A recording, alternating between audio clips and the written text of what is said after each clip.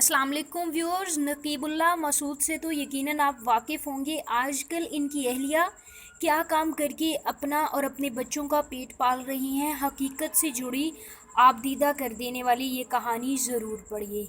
लेकिन ये तमाम तफसीलात जानने से पहले आप हमारे चैनल को सब्सक्राइब कर दें ताकि हमारी नई आने वाली तमाम इन्फॉर्मेटिव वीडियोस सबसे पहले पहुंचें आपके पास। जी हाँ, नकीबुल्लाह मसूद वो मासूम और बेगुनाह शहरी था जो कि रावनवार के हाथों एक जाली पुलिस मुकाबले में मारा गया। नकीबुल्लाह मसूद वज़ीरिस्तान से कराची मुंतकिल होने वाला वो शहरी था जो अपने बच्चों के रोशन मुस्तकबिल के लिए आया था, लेकिन इससे पहले वो इस दुनिया से रुखसत हो गया।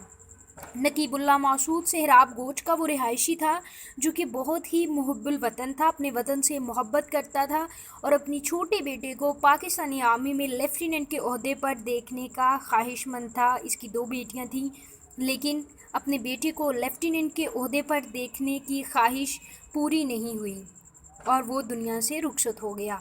नकीबुल्लाह मसूद चूँकि वज़ीरिस्तान का रिहायशी था, इसलिए इनकी सकाफ़त, इनके कल्चर और रस्म व रवाज में पर्दा और हिजाब का काफ़ी ज़्यादा रुझान था। इसलिए यकीनन नकीबुल्लाह मसूद की अहलिया भी इसकी पैरवी किया करती हैं।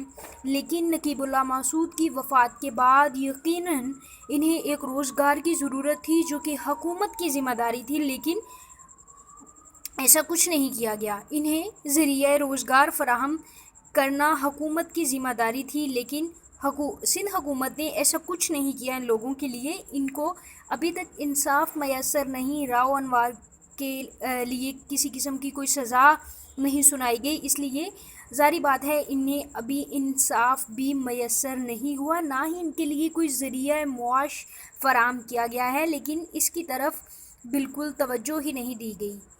यही वजह है कि आज इनकी अहलिया सेहराब गोच के करीबी इलाके में एक प्राइवेट इंस्टीट्यूट में तालीमी ज़िम्मेदारियां सर अंजाम दे रही हैं, यानी वो वहाँ पर टीचिंग कर रही हैं, बच्चों को पढ़ा रही हैं।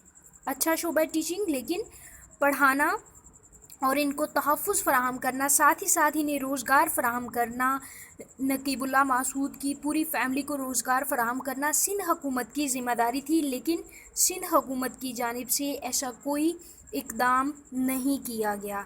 नकीबुल्लाह मसूद को सोशल मीडिया पर काफ़ी पज़ीराई मिली।